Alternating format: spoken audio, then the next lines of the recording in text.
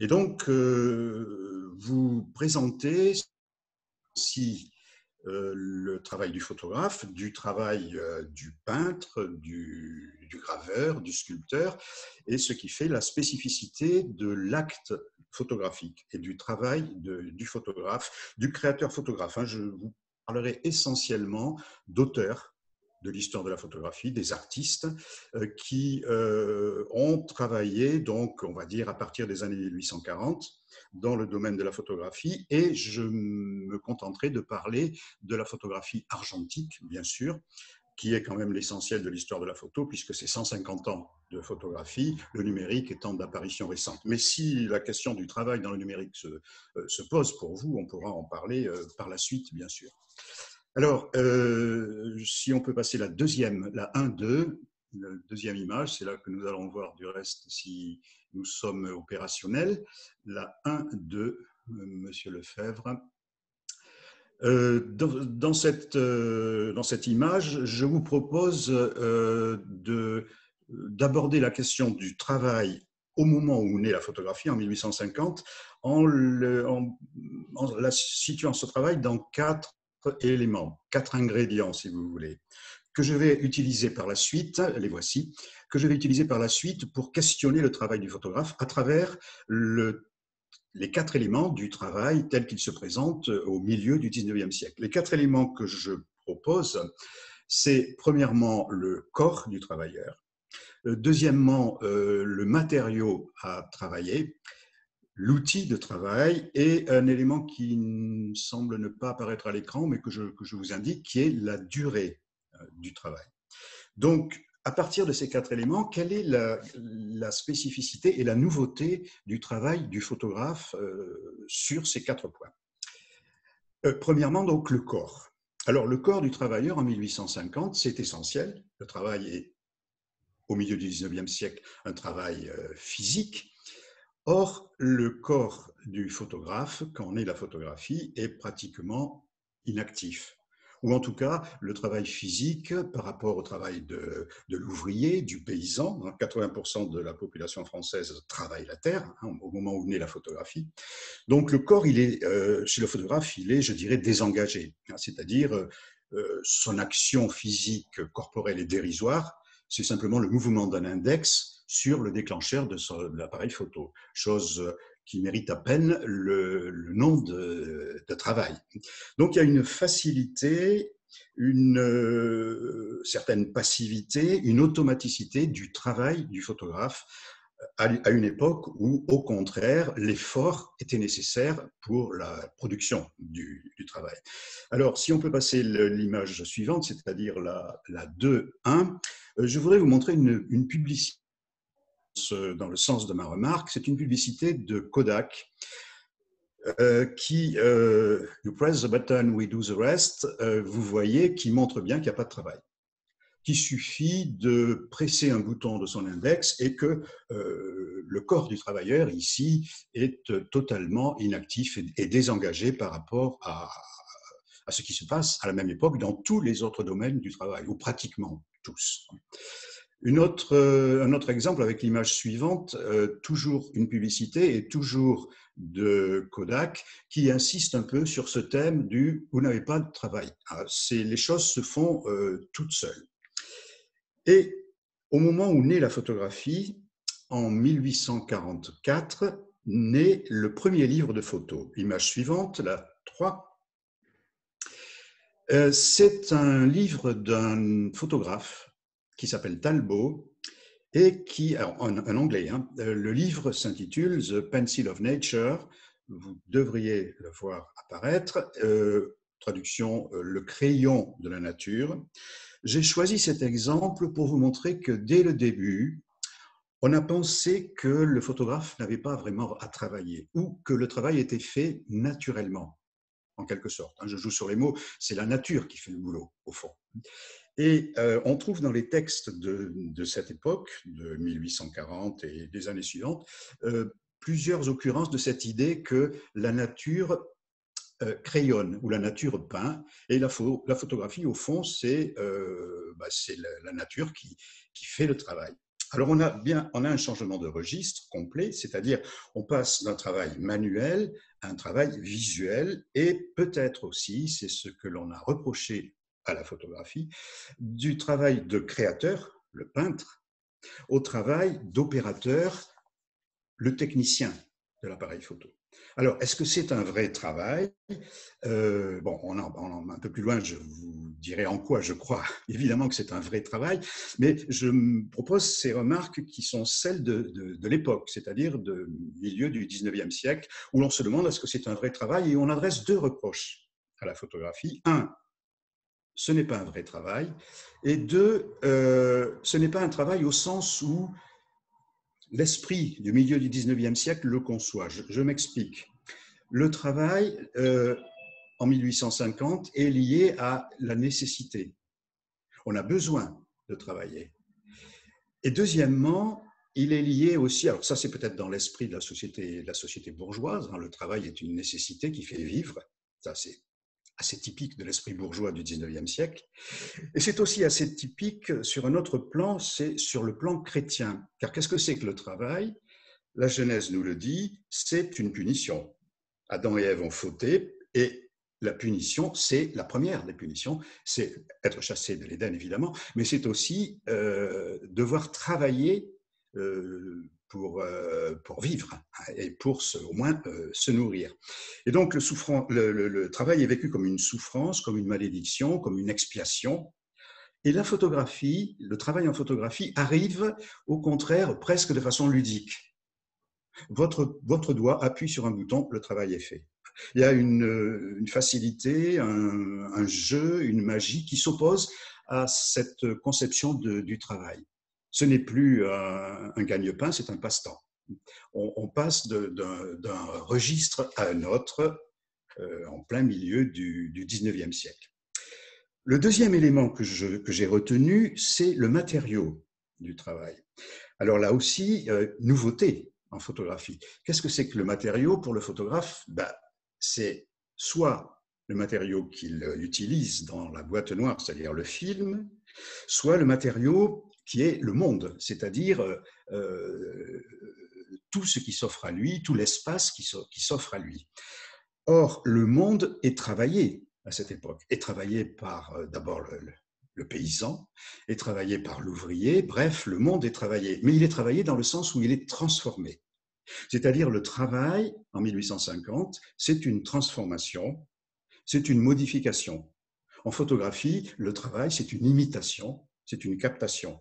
Et on n'est pas du tout dans la même optique, l'un nécessitant une énergie, une intensité, une dépense physique, l'autre, au contraire, une facilité. Là où la nature est une résistance, pour le photographe, elle est obéissance. On appuie et, comme le dit Talbot pour son livre, elle écrit elle-même toute seule, hein, cette nature. Je voudrais vous citer deux exemples de ce fait de personnes très liées à la photographie. L'un, c'est un inventeur, Daguerre, qui a donné son nom au daguerréotype, et l'autre, c'est un critique d'art. Daguerre écrit ceci, 1825, c'est-à-dire là, nous sommes vraiment au tout début de la photographie. J'ai saisi la lumière et je l'ai enchaînée. J'ai forcé le soleil à peindre les tableaux. Vous voyez, le transfert de travail, là, est très clair. Le photographe lui-même reconnaît sa non-participation à l'élaboration du travail, puisqu'il force la nature, le soleil plus précisément, à peindre les tableaux. Et un petit peu plus tard, un critique d'art fait un peu le même constat. C'est Ken Alexandre qui écrit ceci dans son livre Dissertation sur la photographie. Pour le photographe, c'est le modèle qui fait son portrait lui-même.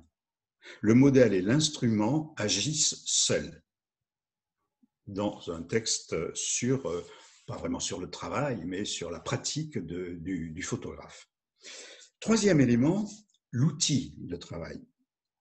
Alors l'outil de travail, là encore en 1850, c'est à une utilisation classique, hein, c'est-à-dire le prolongement de la main. Le roi Gourand a très bien expliqué, montré en quoi consiste l'outil dans l'évolution du travail.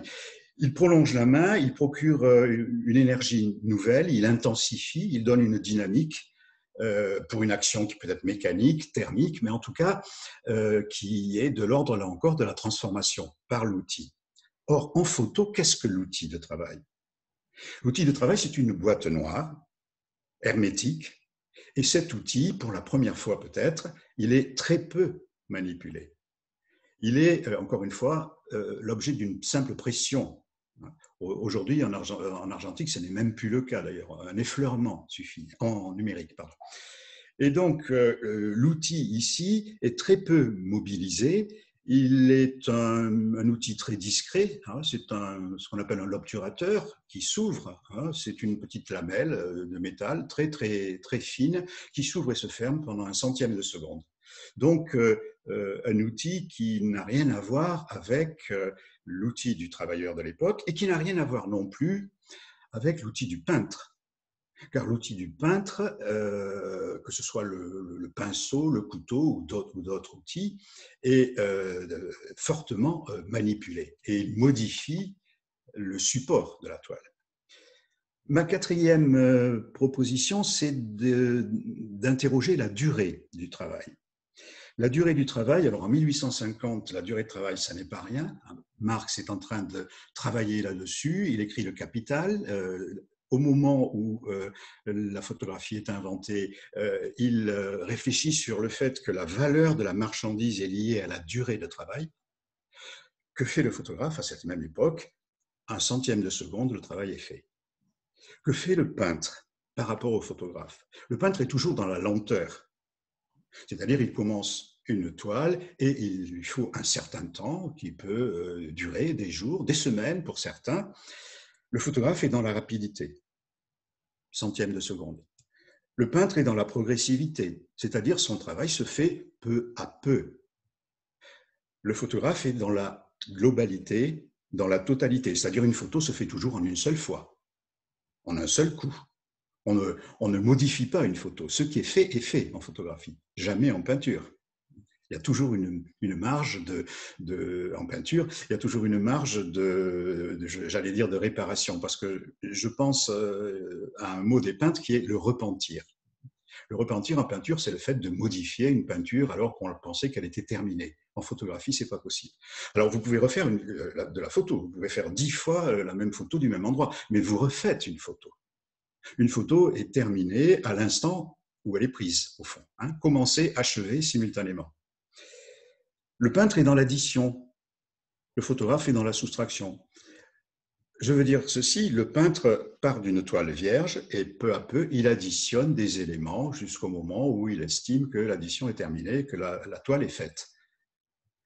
Le photographe est dans la soustraction, c'est-à-dire que face à l'infinité du monde, il prélève un fragment, il soustrait quelque chose qui se fait en un centième de seconde. Donc on est dans une temporalité de travail différente dans la prise de vue, dans une temporalité de travail inédite par rapport à tout ce qui se fait en peinture, et je ne parle pas de sculpture ou de gravure. Le photographe travaille vite, immédiatement, irrémédiablement. Et il est aussi un travailleur particulier, parce que vous remarquerez que le photographe, une fois que sa photographie est faite, est le seul travailleur qui ne voit pas le résultat de son travail au moment où il le fait. Il y a une durée nouvelle, pour le coup, qui est celle de l'attente du développement. L'attente, et d'ailleurs on appelle la photographie, quand elle est enfermée dans sa boîte, une image latente. Ah, le mot est assez savoureux. Et donc le photographe doit attendre, l'image est invisible, elle est définitive, elle est irrémédiable, mais elle est vulnérable. Elle est vulnérable parce que si vous ouvrez votre appareil, l'image disparaît. C'est-à-dire ce que la lumière a fait, la lumière le défait. Si vous ouvrez l'appareil, le travail est terminé. Donc, voilà des éléments, les 4 éléments que je vous ai proposés, c'est-à-dire le corps du travailleur, l'outil de travail, le matériau à travailler et enfin la durée de travail, qui distinguent radicalement la photographie de la peinture et évidemment des autres formes de travail je parlais des ouvriers, des paysans de 1850, mais j'en resterai à la comparaison avec le peintre, parce que les deux sont producteurs d'images, peintre et photographe. D'où les critiques. Les critiques ont été nombreuses à l'origine de la photographie. On a beaucoup critiqué, je vous le disais tout à l'heure, le fait que, premièrement, le photographe ne travaillait pas, et deuxièmement, que le photographe manquait d'imagination. Vous lirez peut-être des textes de Baudelaire à ce sujet qui sont impitoyables. Il crache sur la photographie parce qu'il dit que le photographe n'imagine pas. Et l'imagination, pour Baudelaire, est la reine des facultés. C'est ainsi qu'il l'appelle. Et si le photographe ne dispose pas d'imagination, bien entendu, son travail est d'autant dévalué. Un peu plus tard, dans les années 1917, ces mêmes critiques ont été faites, non pas à la photographie, mais à l'art de l'époque, à l'art moderne. Et je fais allusion ici au ready-made. Ready-made de Duchamp. Alors, on pourrait peut-être passer la numéro 5, s'il vous plaît, numéro 5 et numéro 6. Vous allez voir deux ready-made de Marcel Duchamp de 1917. Pour le premier, qu'est-ce que c'est qu'un ready-made? Rapidement, ce n'est pas une sculpture, malgré les apparences. C'est un objet de tous les jours, le plus trivial possible. Vous le voyez, ce qu'a choisi Marcel Duchamp ici. Son œuvre de 1917, Mute, c'est un urinoir. Un urinoir industriel qu'il a sorti de son contexte et qu'il a mis dans une galerie d'art en disant, eh bien, voilà, sans travail, sans imagination, je produis une œuvre d'art. Alors, qu'est-ce que c'est qu'une œuvre d'art dans ce cas? C'est simplement l'élection d'un objet ordinaire, la désignation d'un objet quelconque, tout à fait trivial, qui est promu au rang d'œuvre d'art par la simple décision de l'artiste. Et je vous ai proposé ce rapprochement parce que quand on lit les critiques qui s'adressent au ready-made en 1917 et les années suivantes, on retrouve à peu près les mêmes idées que celles que l'on a entendues en 1850 à propos de la photographie. Premièrement, je reprends, il n'imagine pas, puisque tout est fait, ready-made. Et deuxièmement, il ne travaille pas pour les mêmes raisons. Et c'est donc le même reproche d'une sorte d'effacement des deux missions premières de l'artiste, c'est-à-dire imaginer et travailler. Alors, je voudrais ajouter une idée pour situer la photographie de 1850, c'est que tous ces reproches qui lui sont faits se situent en même temps la photographie de façon un peu emblématique de ce qui se passe avec la révolution industrielle. La photographie naît, alors 1821 pour les photographies de Niepce, 1839-40 pour Talbot, disons au cœur du 19e siècle et au cœur de la révolution industrielle. Première ligne de chemin de fer en 1825, le moteur à explosion en 1858 et Daguerre en 1839, la photographie. Donc vous voyez, on est vraiment à peu près dans un temps simultané. Et il y a une homologie entre ce qui se passe dans la révolution industrielle, la naissance du capitalisme, et la nouveauté de la photographie et du travail en photographie. Homologie pour plusieurs raisons. La première, c'est qu'il y a une certaine automatisation des tâches du travail avec la révolution industrielle et avec la photographie. Une mécanisation de ce que les économistes et Marx appellent à l'époque l'acte de production. La rapidité du travail. On commence à travailler à la chaîne. Et puis surtout, et peut-être plus important encore par rapport à la peinture, la reproductibilité du produit. La révolution industrielle n'emploie pas le mot produit, mais le mot pièce. On reproduit les pièces comme désormais, on peut automatiquement reproduire des images par la photographie, du moins avec le négatif. Avec une dernière notion liée à la naissance du capitalisme, c'est la rentabilité. Parce que la photographie permet, par sa reproductibilité, de multiplier, j'emploie le mot entre guillemets, les pièces, et donc de les rendre rentables. à ce sujet, je vous propose de regarder une photographie d'un photographe, ça doit être la 7, de Disdéry. Voici ce que Disdéry appelait des cartes de visite et qui ont fait sa fortune. C'est-à-dire la possibilité, sur une même plaque, bon, je ne veux pas trop entrer dans les détails techniques, mais de reproduire une multitude de photographies qui ont fait les bonheurs de la bourgeoisie qui venait contempler sa propre image dans le studio de Disdéry, à des prix défiant toute concurrence par rapport aux portraits de peintres qui coûtaient très cher et qui étaient réservés à l'aristocratie jusque-là. Exemple, 12 cartes de visite de Disdéry se vendent 20 francs en 1860. Un seul portrait, 2 photographes, valait 70 francs. Donc il y a un lien ici entre la reproductibilité de l'image et puis sa rentabilité qui est très évidente à l'époque et qui fait le malheur des peintres. Donc, en conclusion de ce premier point, je voudrais simplement vous dire que la photographie a créé de nouvelles formes de travail et a eu des effets, je dirais, à la fois positifs et négatifs. Positifs parce que on voit bien ce qu'elle est devenue, mais négatif aussi parce que le photographe a été très dévalorisé par des peintres. Il y a eu de véritables croisades, des pétitions, des critiques de la part des peintres. Je vous parlais d'écrivains comme Baudelaire, mais on pourrait en citer d'autres. Et donc un travail qui était disqualifié par rapport au travail des artistes et aux producteurs d'images en général. Je voudrais maintenant dépasser ces questions-là et vous dire d'emblée qu'il y a bien entendu un travail du photographe, un travail qui tourne pour moi autour de la notion de choix. C'est-à-dire, travailler, c'est choisir pour le photographe. Tout ce qu'il fait consiste en une série d'étapes qui sont autant d'options, de choix qu'il doit faire très rapidement. Je parle du travail de prise de vue. On pourra peut-être, si vous voulez, tout à l'heure parler de ce qui n'est plus de l'ordre de la prise de vue et qui constitue un autre travail. Je m'intéresse à la prise de vue, c'est-à-dire au moment où l'image se crée et se fait. Plusieurs choix, plusieurs options. D'abord, le premier choix que doit faire le photographe, c'est le choix du sujet, je dirais de son territoire, de son champ d'action.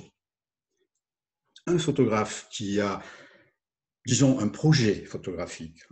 Tout le monde est photographe, mais je parle du photographe ici, auteur, c'est-à-dire de celui qui construit une œuvre, qui a un projet élaboré et qui doit faire une série de choix. Premier choix, donc, c'est quel territoire, quel lieu, quel sujet je vais choisir pour construire mon travail, pour ne pas dire pour faire mon œuvre.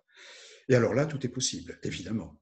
Tout est possible. Je vais me tenir à 2 exemples que j'ai choisis parce qu'ils sont radicalement opposés. Le premier exemple, ce sera la photo suivante, c'est-à-dire la 8.2, s'il vous plaît. C'est un photographe américain qui s'appelle Ansel Adams. Ansel Adams, qui est né en 1902 et qui a choisi de photographier le paysage américain, des paysages grandioses, des paysages lyriques, d'une nature sauvage et avec une dimension dans un souci un peu précoce, puisqu'il est mort en 1984, un souci un peu précoce d'hymne à la nature au sens où on l'entend aujourd'hui, c'est-à-dire au sens environnemental et écologique. Image 9, et puis 10, et puis 11, si vous voulez bien, où vous allez voir plusieurs images successives de ce photographe qui fait un éloge du paysage américain, des grands espaces et de la nature sauvage. Voici une photo qui s'appelle Snake River, et qui est de 1942. Alors, très gros travail de prise de vue. Je vous en parlerai dans 2 minutes, mais aussi très gros travail d'exploitation du négatif laboratoire. Il utilisait un système qui s'appelle le zone system et qui qui fait des images positives absolument somptueuses, comme celle que vous voyez. Bon, ça n'est pas un vrai tirage que vous voyez, bien sûr, mais quand même, ça vous donne une idée de la qualité de l'image. La suivante vous donnera, je pense, la même impression, si c'est la 11, tout au moins. C'est la 10, et puis la 11 aussi. Voilà, donc là, il s'agit de Ansel Adams que j'ai choisi pour vous montrer que son projet photographique est lié à l'immensité du paysage et à une sorte de lyrisme, hein, et d'éloge de la nature. Voici Yosemite National Park, photographié par Ansel Adams au petit matin. À l'opposé, avec l'image 12 et la 13, vous allez voir un photographe tchèque, remarquable photographe, mais radicalement différent et à l'opposé, puisque lui a beaucoup photographié des vues de la fenêtre de son atelier, des vues de son jardin, donc un espace très restreint, un intérieur intimiste, dans un esprit pictorialiste, c'est-à-dire un esprit qui ne se soucie pas de la précision technique, mais plus de créer une ambiance, hein, buée, floue, telle qu'on le fait dans la photographie pictorialiste. Voici une deuxième image de Joseph Sudek. Alors ça, c'est le premier choix du travail du photographe, c'est-à-dire, je photographie quoi? Et j'ai choisi deux extrêmes. Deuxième élément, et on va revenir à ce mot que j'ai déjà utilisé tout à l'heure, je photographie avec quel outil de travail. Alors là aussi, l'outil, je le disais tout à l'heure pour simplifier la boîte noire, mais les boîtes noires sont très diverses. Image suivante, vous allez voir Ansel Adams qui utilise une chambre photographique sur un trépied massif en bois et une chambre très lourde, mais qui lui permet de photographier ces grands espaces avec une qualité de négatif assez extraordinaire. Mais vous imaginez, le pied n'est pas en bois, autant pour moi. Vous imaginez ce que peut être le travail du photographe ici, quand tout à l'heure je vous disais que en suivant la publicité Kodak, une pression du doigt suffit. Certes, oui, vous le voyez là, hein, c'est pas l'index, mais c'est le pouce. Mais il y a tout le travail de transport de la chambre noire, et les photographes qui aujourd'hui encore utilisent ce type d'appareil savent que côté lombalgie, c'est idéal. Et donc, vous avez là un choix d'outils lié à un travail spécifique, à un projet particulier, dans des lieux particuliers, les grands espaces américains. À l'opposé, image suivante, vous allez voir quelqu'un que vous connaissez sans doute, Henri Cartier-Bresson, qui est côté outils de travail, à l'opposé même de Ansel Adams. C'est-à-dire, Henri Cartier-Bresson utilise l'appareil Leica, le célèbre appareil allemand Leica, léger, maniable, discret, qui se met dans la poche. Et le choix de l'outil ici engage des pratiques différentes, des écritures photographiques différentes, des sujets différents. Aller photographier les grands espaces américains avec un Leica, ça n'a pas beaucoup de sens. Par contre, traîner dans une foule agitée et saisir l'instant à la manière de Cartier-Bresson, c'est évidemment avec le Leica qu'il faut faire ce type de travail. Donc l'outil de travail compte. Troisième choix, le film. Je vous propose là l'image suivante, hein, la 16, la 17, la 18, où on peut accélérer un petit peu. Vous allez voir des photographies d'un photographe américain qui s'appelle Ralph Gibson. Pourquoi je choisis ces photographies de Ralph Gibson? Pour vous indiquer un autre choix, après celui du territoire, après celui de l'outil, celui du film et du cadrage.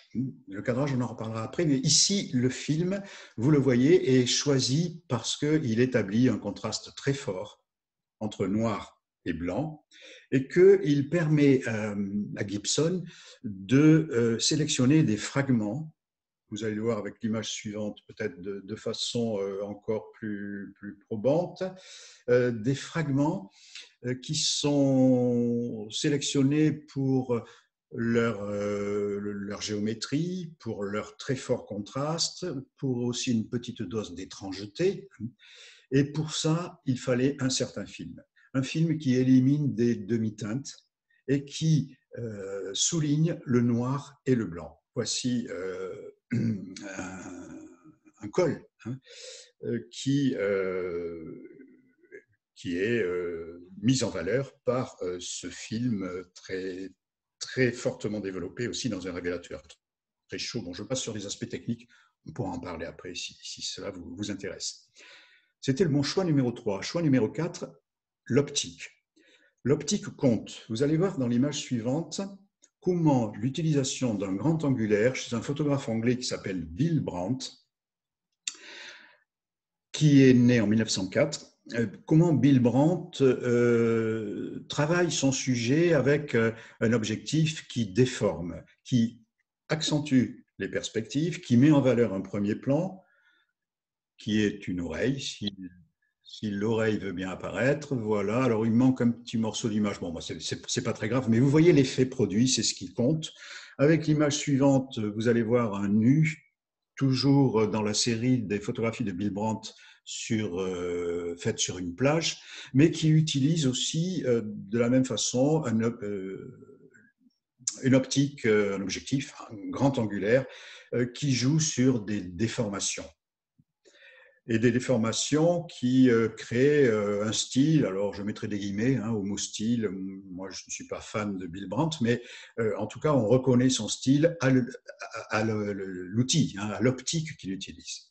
Même chose avec un photographe français, la suivante et l'autre après, la 22 et 23, Jean Loussieff, qui est un photographe très connu pour ses nus, mais aussi pour ses reportages dans l'Ouest américain, pour ses photographies de mode aussi, et qui lui aussi a une certaine écriture due à l'utilisation d'un grand angulaire qui déforme, qui agrandit. Vous allez le voir peut-être encore mieux dans le paysage qui suit, qui est la 23 et qui est un paysage voilà, américain, qui marie plusieurs éléments dont je viens de vous parler. Le choix du grand angulaire, le choix d'un film très fortement contrasté. Et tout ceci donne cet espace ouvert. Alors, c'était des images des années 60-70, très à la mode dans leur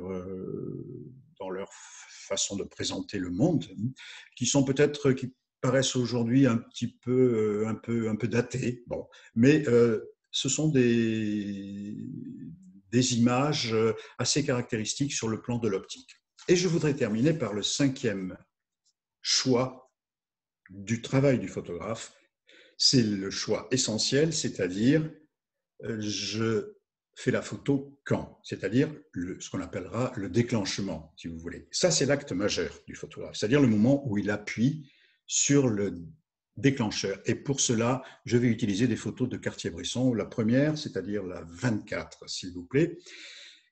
Vous allez voir une photographie de Cartier-Bresson qui est un miracle de composition. C'est absolument magnifique. C'est une image de 1961 dans une île grecque, Sifnos, et c'est du pur Cartier-Bresson.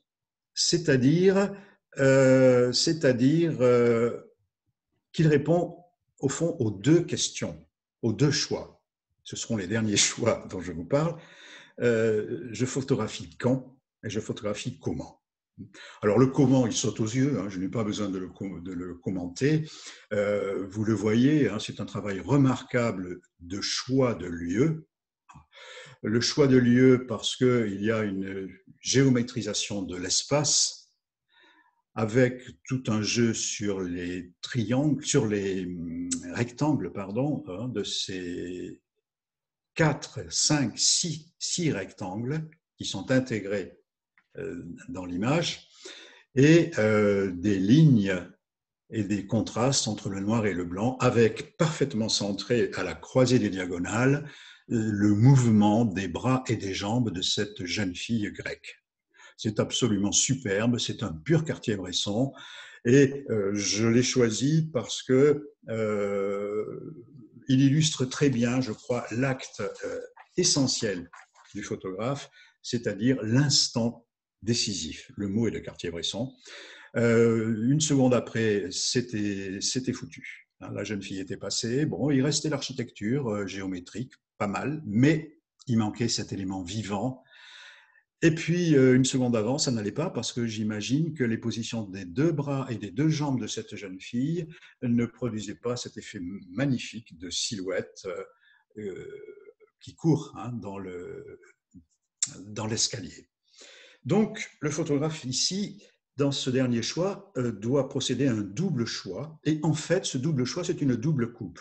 On peut passer l'image suivante, peut-être, c'est-à-dire une coupe dans l'espace. En voici une autre de Cartier-Bresson, parfaitement cadrée. La coupe dans l'espace, ça s'appelle le cadre, la composition, la structuration.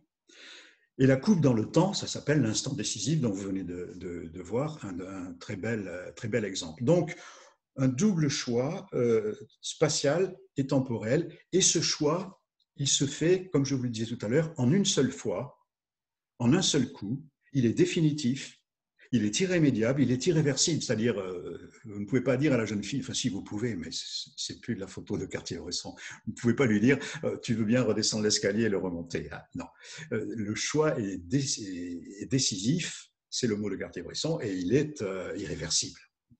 Cartier-Bresson dit ceci: nous jouons avec les choses qui disparaissent, et quand elles ont disparu, il est impossible de les faire revivre.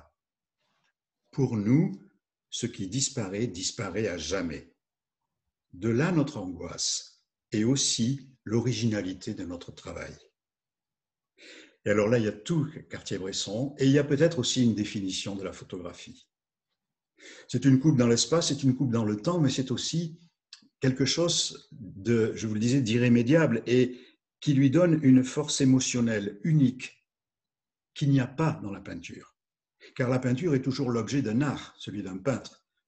La photographie est l'objet d'un art, celui du photographe, mais elle est aussi l'instant de vie qui disparaît. Car la coupe dans le temps, c'est au fond la photographie d'une disparition.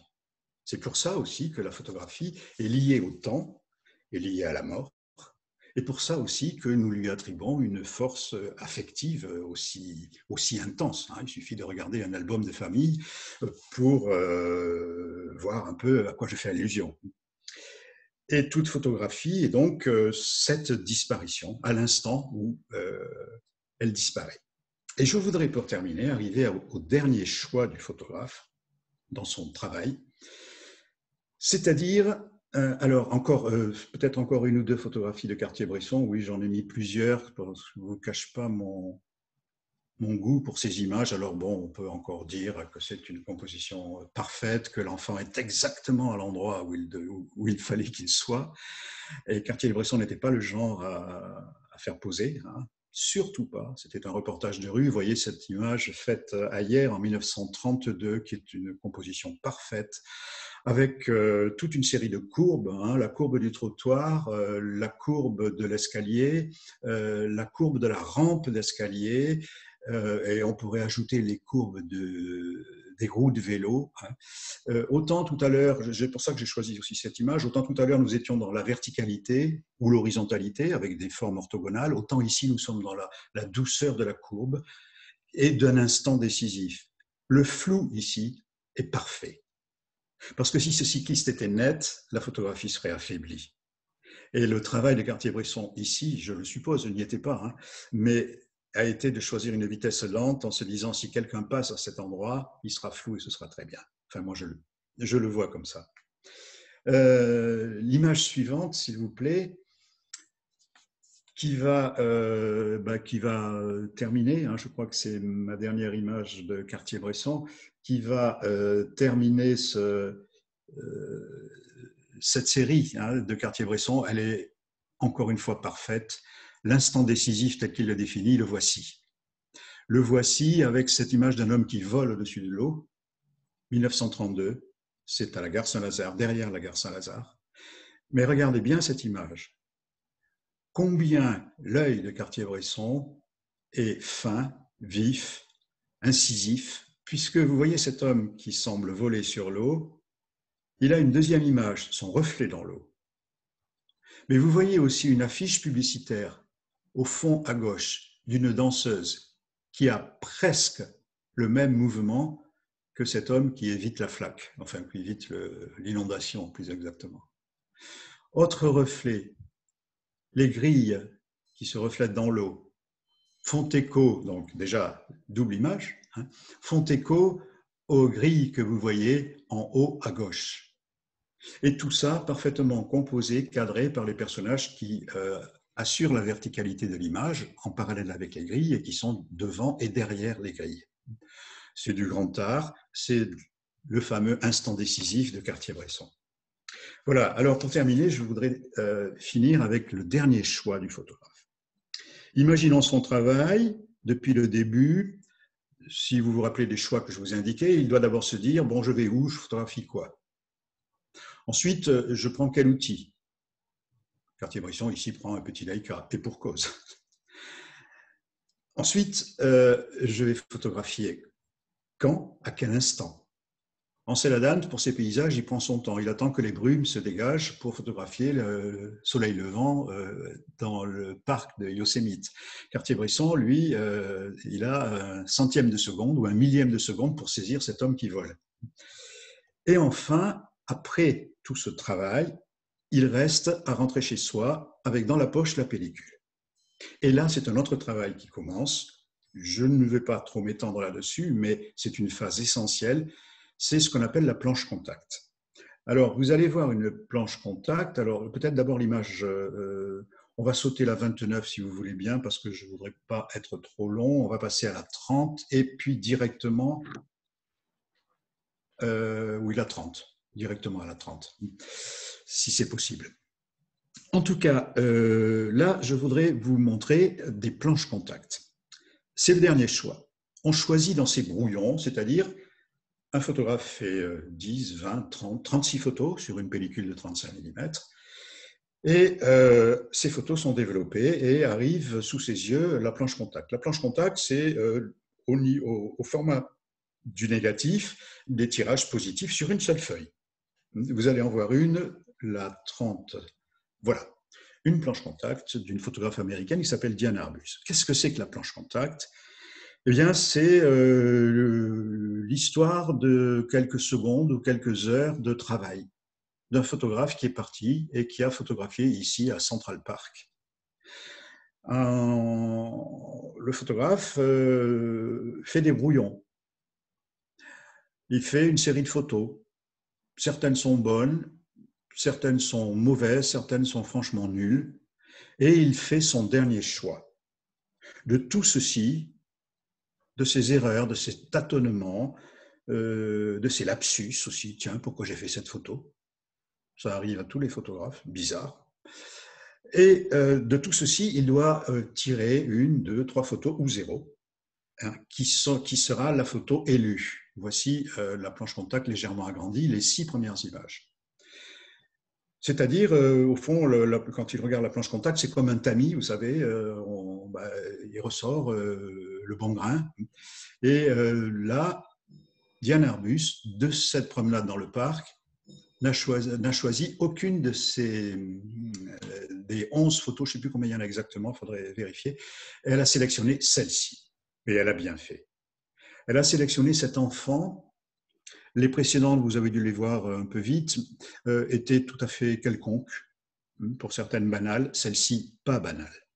Pourquoi a-t-elle choisi celle-ci? Alors c'est elle qui pourrait le dire, moi il me semble que c'est parce que d'abord la pose de ce garçon, sa bretelle qui tombe, la crispation de son visage, la crispation de ses doigts, donne à cet enfant quelque chose de tout à fait étrange et inquiétant.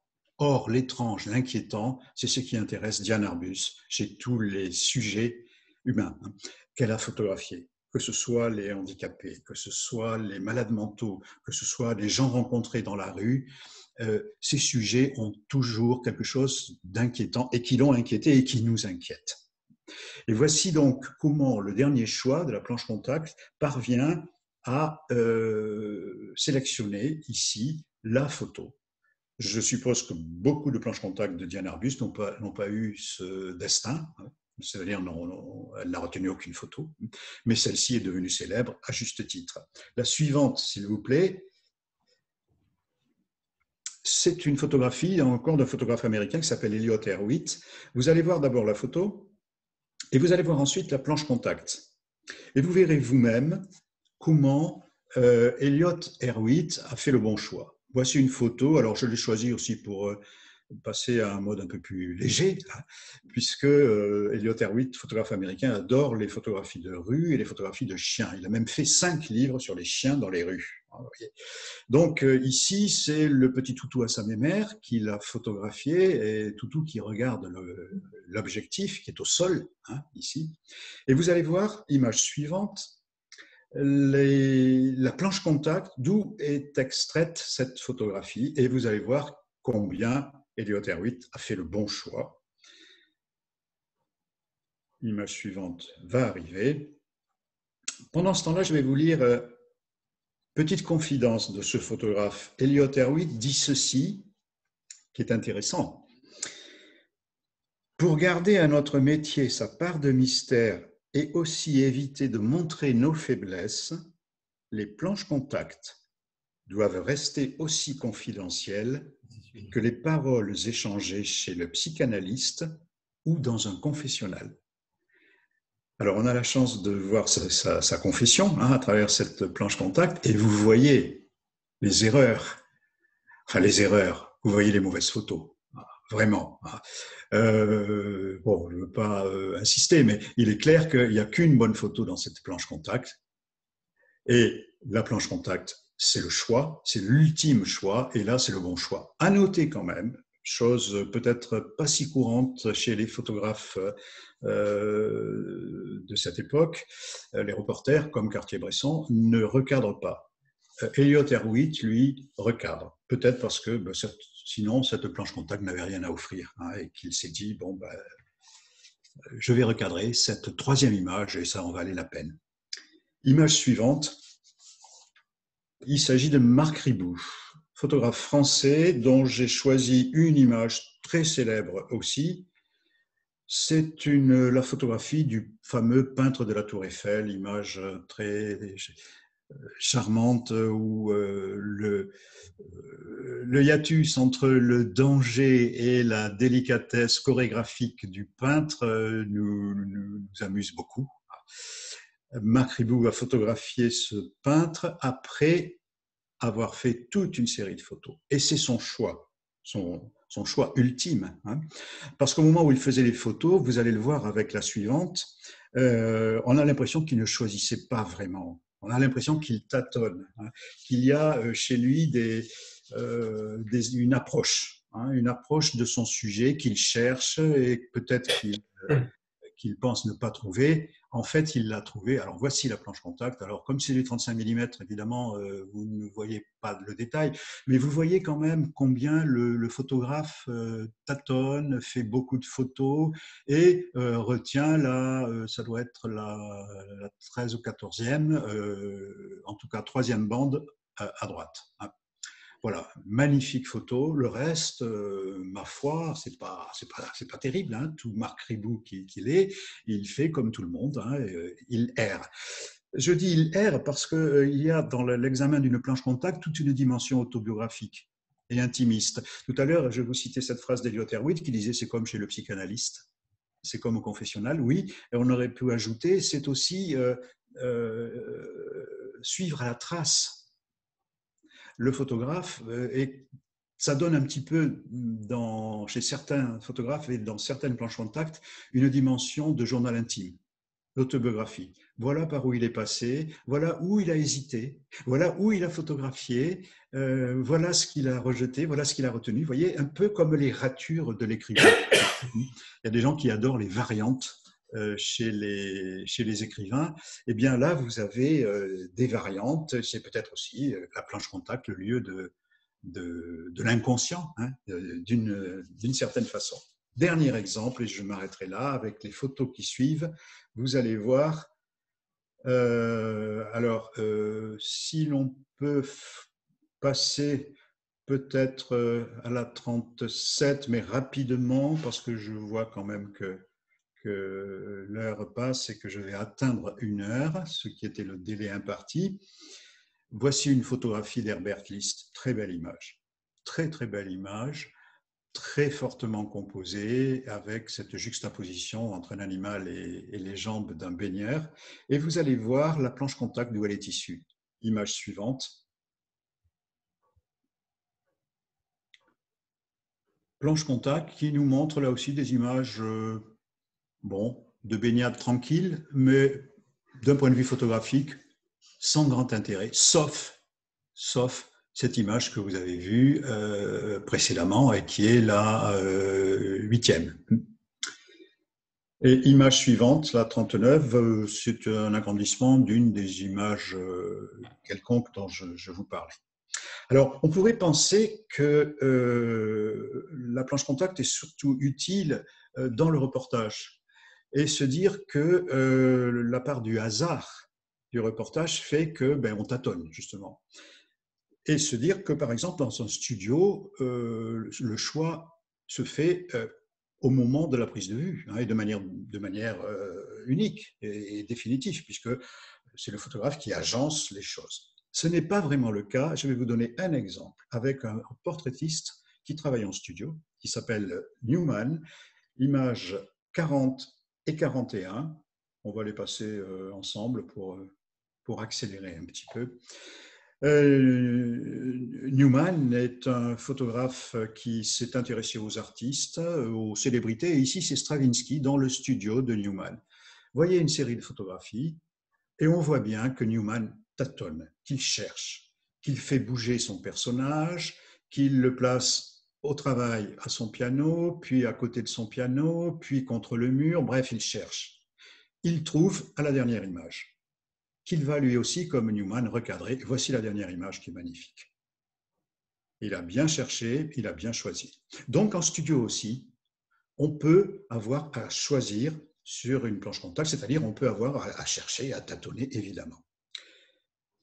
Et je finis avec une photographe, Dorosa Lang, photographe américaine qui a image 42, 43, 44, là on peut les passer les unes après les autres, qui a photographié pendant la Grande Dépression aux États-Unis, qui a photographié des immigrés, des paysans, dans une mission qui a été confiée par le gouvernement américain, qui s'appelle la FSA, Farm Security Administration, et plusieurs photographes ont été envoyés sur le terrain pour faire des photos. Voici les photos de Lang, cette femme qui a rencontré une famille, enfin plus exactement une femme avec ses enfants, et qui les a photographiés. Voici la planche contact, et vous voyez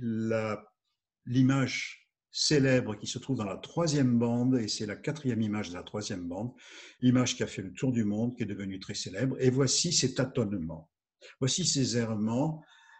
C'est pas terrible. Je parle de la qualité photographique, hein, évidemment. La suivante, vous allez le voir, elle tourne autour de son sujet et elle photographie de manière un peu plus serrée, mais ça n'est pas encore le chef-d'œuvre que nous avons vu. Vous allez la voir apparaître, je pense, c'est la 45, puis on peut continuer, s'il vous plaît, avec la 46, la 47, et on terminera avec la 48.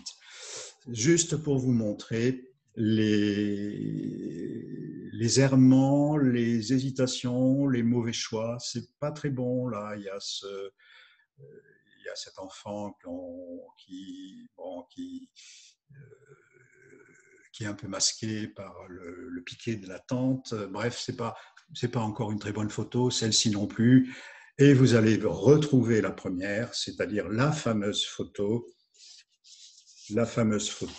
de Florence Thompson, photo de mère, de misère, mais de dignité, avec une référence à peu près à peu près certaine à des images religieuses de Madone, hein, entre autres. C'est une photo icône, symbole de la Grande Dépression aux États-Unis. Et je voulais vous la montrer simplement pour vous montrer comment le photographe choisit sur une planche contact l'image qu'il peut conserver. Voilà. Ben, écoutez, j'ai essayé de répondre à cette question. Le photographe travaille-t-il, en vous montrant combien au début de la photographie, on a un peu disqualifié le travail, entre guillemets, et pour vous montrer ensuite comment se fait la réalité du travail du photographe, et en essayant de vous montrer qu'il y avait toute une série d'étapes, chacune avec sa valeur, chacune avec son importance, et que chacune de ces étapes était un choix, une option, une délibération. Merci de votre attention et je vous écoute.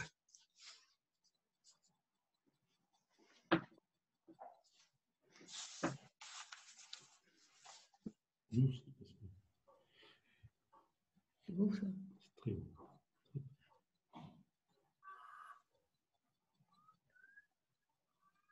Très beau. Voilà, je vais redonner Voilà, je suis revenue. la parole. Merci infiniment, Monsieur Pitot. C'était vraiment plus qu'intéressant, c'était passionnant. Et je suis sûre qu'il y a plein de questions. Déjà, Didier Badel pose une question. Donc, si tu peux remettre son micro, Pascal. Oui. Alors, je ne peux pas remettre les micros, mais je peux demander aux personnes de remettre leur Voilà. micro. Voilà. Bon, là, On t'écoute, Didier. On entend Didier. je suis aussi stupéfait par la qualité de l'intervention. Je remercie aussi l'intervenant et aussi pour la qualité de la transmission des photos. J'ai trouvé ça formidable, bien que j'ai suivi sur un smartphone, mais enfin, si on est assez près, on voit bien. Alors, j'avais quand même une petite question de détail. En tant qu'ancien photographe, prise de vue, et autrefois, j'avais même un labo dans mon grenier, donc je connais un petit peu toutes les étapes. Et je voulais vous demander si dans la prise de vue, dans les choix que vous avez indiqués, le choix des outils, on peut rajouter par exemple les filtres. On peut mettre des filtres ultraviolets ou des filtres couleurs, ainsi que alors la vitesse, vous en avez parlé. Mais est-ce que vous pensez que filtrer dès le départ, dès la prise de vue, c'est quelque chose qui peut être intéressant? Alors ça, c'est la première question. Alors ma deuxième question, c'est au niveau du tirage. Donc vous avez parlé des choix. Effectivement, le photographe, son travail, c'est toujours un choix entre plusieurs options. Et il y a quand même le choix du papier. Si vous voulez un papier dur, je ne me rappelle plus comment ça s'appelait, il y avait des duretés de papier, et en général, on prenait pour des portraits des papiers plutôt doux, mais enfin, c'était un choix aussi, on pouvait prendre des papiers durs. Et également, pendant le tirage, dans la chambre noire, enfin, dans le labo, on peut faire des effets spéciaux. Je pense par exemple à la solarisation ou des choses comme ça. Est-ce que vous avez quelque chose à dire à ces sujets-là? Oui, alors que ce soit les filtres, les papiers ou la solarisation, là on est dans les aménagements techniques, hein, et ils comptent, bien sûr. Alors vous m'avez posé une question qui m'intéresse concernant l'emploi des filtres. Les filtres, alors on ne va pas trop rentrer dans des domaines techniques, hein, qui peuvent être rébarbatifs, mais en gros les filtres modifient les choses. Si vous employez un filtre rouge, vous avez un ciel qui noircit. Pour donner un exemple simple, hein. Ceux qui font du numérique aujourd'hui savent que tout ça est bien plus facile avec Photoshop. Mais à l'époque où on utilisait des filtres avec la photo argentique, en effet, on pouvait modifier la prise de vue. Alors, moi, ce qui m'intéresse dans votre question, c'est ceci.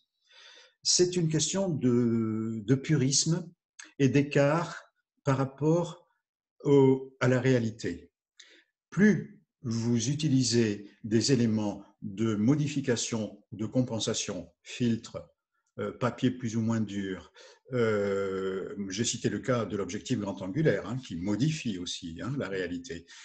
Puis solarisation, puis on pourrait multiplier hein, les Aiki et autres, plus vous jouez sur le domaine interprétatif d'une photographie. Je n'en ai pas trop parlé parce que je voulais plutôt situer la question sur le plan du travail et au sens de l'acte. Qu'est-ce que ça veut dire faire une photographie ? L'acte photographique. Alors après, il y a toute une série de modifications, d'aménagements qui sont possibles et qui jouent et qui effectivement, surtout quand on aime le laboratoire ou quand on l'a aimé, parce que je ne sais pas si on peut encore parler au présent, même si, oui, sans doute, il y en a, même si tout ceci fait partie de la création. Je me suis intéressé à l'acte photographique dans ses dimensions de choix et à la prise de vue, essentiellement. Voilà, donc oui, on peut plus ou moins jouer sur ces éléments. Alors, des puristes vous diront, au fond, le photographe doit travailler la prise de vue avec une sorte de déontologie par rapport au réel, c'est-à-dire un 50 mm, parce que c'est celui qui se rapproche de la vision humaine. Aucun filtre, parce que un film neutre, par exemple un 400 ASA, bon, je ne veux pas trop détailler, mais, ou un 125 ASA ordinaire, ne modifie pas. Un développement neutre, un tirage neutre, et il y a une sorte de, chez certains, hein, de purisme de la neutralité de l'image. Voilà. À partir de là, ben, tout est possible. Bon, je n'ai pas d'autres réponses. Il y a une autre question ? Si vous avez une question, vous levez la main. Jean, il y a Jean Geoffrion qui voudrait prendre la parole, Pascal. Alors, pardon. Je ne sais pas comment je fais. Ouais. Si, c'est bon, Parlez vas-y. directement. Vas-y, on t'entend. Oui, merci au conférencier pour la qualité de la prestation. Moi aussi, je fais de la photo. Je suis âgé, j'en fais depuis l'âge de 18 ans et j'ai 84 ans. Donc, vous voyez, j'ai connu différentes étapes. Bon, ce qui m'a intéressé dans les photos de Cartier-Bresson et qui me pose une question depuis de longues années, c'est comment, se promenant avec un appareil, son Leica en bandoulière, peut-il d'un seul coup cadrer et prendre le sujet. Par exemple, de la femme qui saute dans la flaque d'eau ou de l'homme que vous avez montré, qui est une photo exceptionnelle. Comment peut-il faire?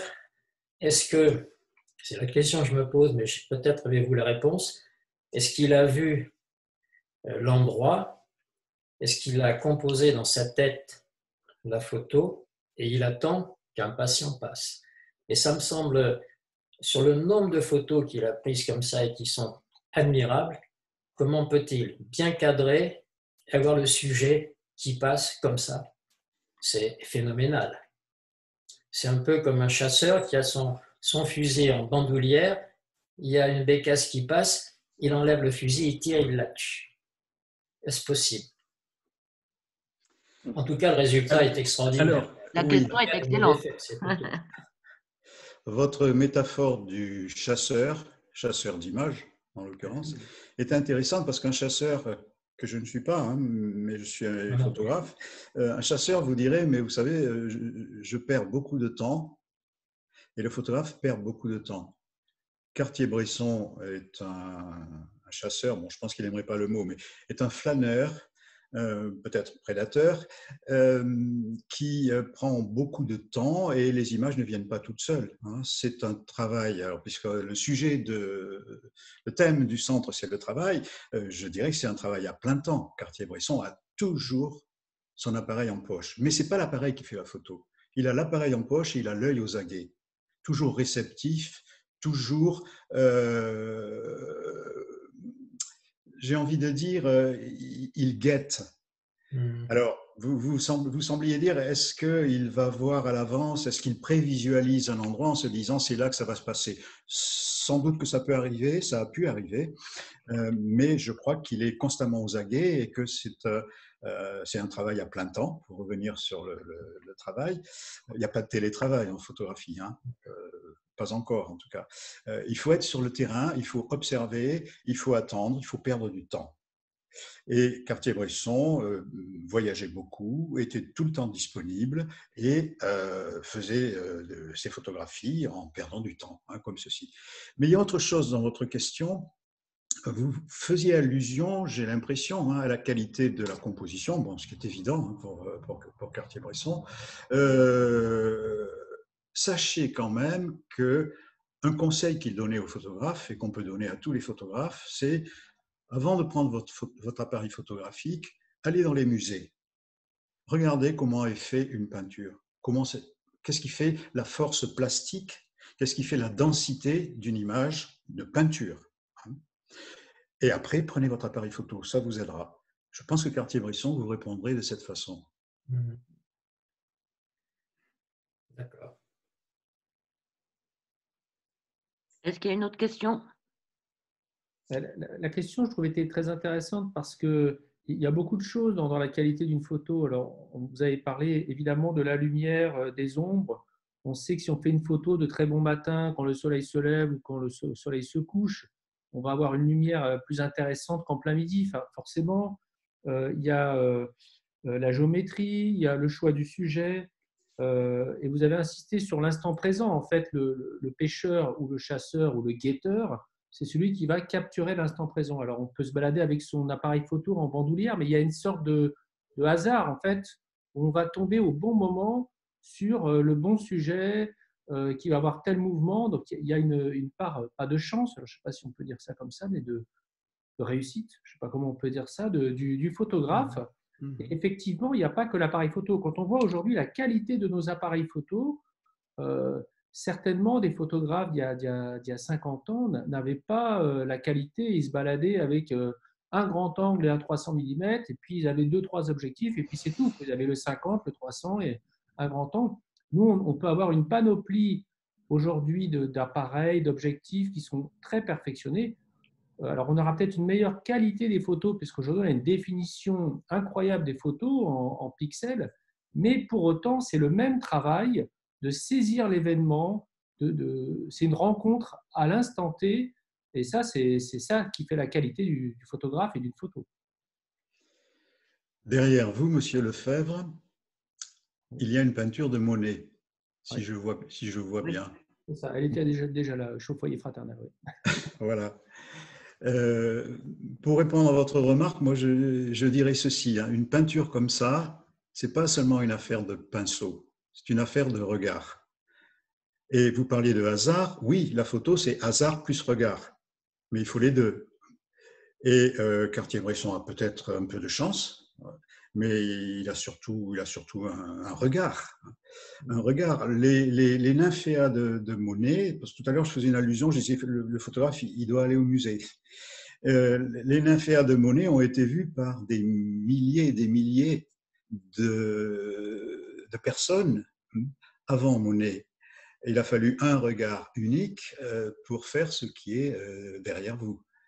Et la petite fille de Siphnos qui grimpe l'escalier, c'est d'une très grande banalité. Il y a des milliers de Grecs qui voient ça tous les jours. Cartier-Bresson l'a vu à sa façon, avec un œil aguerri, parce qu'il y a ça aussi, hein, avec un œil habitué à vite cadrer. Il a très vite vu les trois ou quatre, je ne me souviens plus très bien, mais je crois que c'est trois, les trois portes, l'escalier et cette petite fille, 1/100 de seconde suffit. Il y a le hasard, sans doute, hein, mais il y a le regard. Et alors, vous avez insisté aussi dans votre conférence, qui était très intéressante, sur travailler, c'est choisir, sur le choix de la photographie par rapport aux planches contact, etc. Alors, il y a peut-être aussi une question économique derrière, c'est que finalement, peut-être que de développer les photos, ça avait un certain coût. Donc, il fallait, on s'essayait avec un certain nombre de sujets, et puis on développait, on trouvait la photo ou la meilleure dans la planche. Aujourd'hui, on pourrait comparer avec ce qui se passe aujourd'hui. On a tendance à plus tellement faire ça parce qu'on fait beaucoup de photos numériques. Finalement, ça ne coûte rien tant qu'on ne les développe pas. Elles sont dans notre disque dur, sur notre ordinateur. Et peut-être que ça, c'est le côté un peu dommageable de la chose, c'est que finalement, on se retrouve avec une collection de photos, on en a trop. Et on ne fait plus ce choix. Alors, choisir, c'est se résigner finalement, c'est jeter une partie de ses photos, si j'ose dire. Alors nous, on les garde précieusement toutes, sachant qu'elles sont loin d'être toutes bonnes là-dedans. On a capturé un événement parfois pas formidable, et des fois dedans, il y a une perle, effectivement, il faut trouver la perle une belle photo qu'on peut développer. Et peut-être qu'on fait moins ce travail, et peut-être qu'aussi on a une mentalité un peu capitaliste derrière, où on veut tout conserver. On est dans une société où on veut tout amasser, tout garder. Alors même les photos, c'est un peu pareil. Je vais dire, on garde un maximum de choses. Alors peut-être qu'on ne fait plus ce choix. Et moi, le fait que vous en ayez parlé, ça, je trouve ça intéressant. Peut-être qu'on devrait, en tout cas pour ma part, être un peu plus léger dans nos choix et dire, allez, finalement, elle n'est pas terrible cette photo, je la supprime, je garde que les meilleures. On n'ose pas forcément faire ça. Oui, Jean. Oui, je voudrais répondre à l'intervention en disant que je ne suis pas tout à fait d'accord. Moi, par exemple, qui viens de l'argentique, j'ai un numérique maintenant, mais j'essaie de faire un minimum de photos, mais j'en fais quand même plusieurs quand je ne suis pas certain. Et ces photos, quand elles sont sur mon ordinateur, je vais, comme si c'était une planche contact, choisir celles qui m'intéressent et les autres partent à la corbeille. Ah, bravo. C'est la même démarche. Et ces photos, celles qui m'intéressent, je les imprime. Car c'est sur le papier que l'on voit vraiment mieux que sur un ordinateur, qui est un peu illusoire, qui donne un peu des illusions parfois. Parce qu'il n'est pas facile de l'ordinateur, et ça c'est l'inconvénient numérique par rapport à l'argentique, d'avoir sur le papier, même en équilibrant tout, d'avoir la même chose que sur son ordinateur. Je ne sais pas ce qu'en pense le conférencier. Oui, je trouve très bien de regarder son ordinateur comme une planche contact. Oui, simplement, les planches contact que je vous ai montrées n'étaient pas des planches contact comme celles que nous faisons. C'était des planches contact, d'abord que moi j'ai sélectionnées, mais c'était des planches contact d'auteurs, c'est-à-dire de photographes, des artistes, que ce soit Diane Arbus, que ce soit Newman, de gens qui se lèvent le matin avec un souci d'auteur, photographe, un travail à plein temps, je le disais, et un souci de création. Les gens qui font des photographies, vous et moi, avec leur appareil photo numérique en vacances ou ailleurs, ne sont pas dans un projet photographique, ne donnent pas à leur travail cette dimension artistique de diffusion, d'édition, mais simplement de mémorisation de leur propre vie. Donc, l'exigence du choix, puisque j'ai tourné ma conférence autour de cette idée de choix, n'est pas du tout la même. Et je comprends que l'on accumule des photos qui ont une valeur affective, le sourire du petit dernier, l'anniversaire de papy, bon, sans ambition de diffusion artistique. Les planches contact que je vous ai montrées étaient toutes dans cette dimension. Et à juste titre, d'ailleurs, parce que si elles résistent au temps et si elles font l'objet de livres, d'expositions, 30, 50 ans après, c'est bien parce qu'elles résistent au temps. Nos photographies du quotidien, nos photographies familiales n'ont pas cette dimension, ou alors on passe à autre chose. Et c'est bien, mais c'est encore une autre dimension, c'est autre chose. Quant à la remarque de M. Lefebvre sur un rapprochement entre l'accumulation et, si j'ai bien compris, un esprit capitaliste, moi je dirais en tout cas un esprit consumériste, c'est tout à fait juste à propos des photographies numériques. Incontestablement, on en fait beaucoup, on accumule, avec peut-être aussi l'idée que de tout ça, il va bien rester quelque chose quand même. Et c'est quand même bien un esprit consumériste et je dirais capitaliste aussi. L'accumulation de biens, ça se traduit aussi photographiquement. Didier, tu avais une question. C'était très cher par rapport au numérique actuellement. Pardon ? Quand on faisait de l'argentique, une pellicule, ça coûtait cher. Ah ben, bien sûr. Alors Bien que sûr. maintenant, on peut faire du numérique, on peut en faire Oui. des dizaines et des dizaines, ça coûte rien. Bien sûr. Didier, Et vous disiez tout à l'heure, C'était pour poursuivre la réflexion de Pascal avec toutes ces photos qu'on a sur ordinateur. Moi aussi, j'en fais tirer quelques-unes. Donc, il y a encore un choix là aussi. Et ensuite, je fais même des albums comme, plus ou moins comme autrefois, soit en numérique, soit j'arrive à coller des fois. Je ne le fais plus, mais je l'ai fait longtemps. Là aussi, il y a un choix. Il y a un choix, la façon de disposer ces photos sur la page.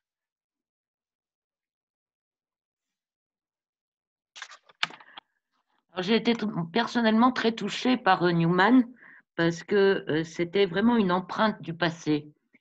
Et par contre, Cartier-Bresson m'a fait penser un peu à ce que disait Dieu Z, qui disait que la pensée s'incarne dans la photographie comme dans toute œuvre d'art digne de ce monde. Et que, en fait, dans une photographie, il circule une sensibilité et l'authentique surtout. Et ça m'a beaucoup frappé chez ces deux photographes que vous nous avez montrés. Ce regard de l'authentique et de la sensibilité. oui. Chez Dieu Z, dont vous parlez, il y avait aussi une forte dimension humaniste, voire spiritualiste. Hein. Oui, c'est celle-là qui m'a touché beaucoup de Newman. Oui. Cette photo-là, oui. Oui. Elle est magnifique. Elle est magnifique. Ouais. C'est vraiment une empreinte du passé, en fait. Pourquoi dites-vous empreinte du passé? Enfin, je Parce que m'excuse, mais… c'est un souvenir, quelque chose que… D'accord. Voilà, c'est plutôt ça. D'accord.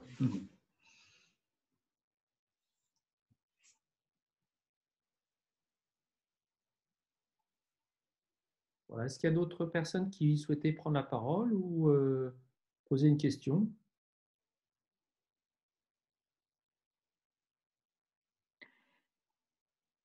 Non.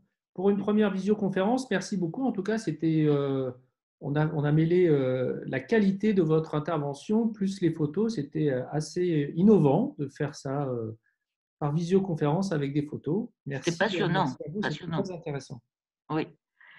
Moi, je vous remercie infiniment, Monsieur Pitot, parce que vraiment, c'était plus que passionnant. Et c'est pour nous, la photo, c'est quelque chose de courant. On appuie sur notre appareil photo, enfin sur notre téléphone, on prend des photos et on ne réalise pas tout ce travail justement du photographe et que ça peut devenir vraiment une œuvre d'art. Nous, les néophytes, bien sûr qu'on connaît, on connaît aussi bien Cartier-Bresson que Josette dont je parlais, mais quand on prend une photo, pour nous, c'est tellement naturel qu'on n'y réfléchit pas. Et c'est vrai que, comme disait Pascal, on additionne, on garde. Cette photo-là est magnifique aussi, absolument touchante et forte, avec une sensibilité incroyable. C'est vraiment la pensée s'incarne dans la photographie comme dans n'importe quelle œuvre d'art, vraiment.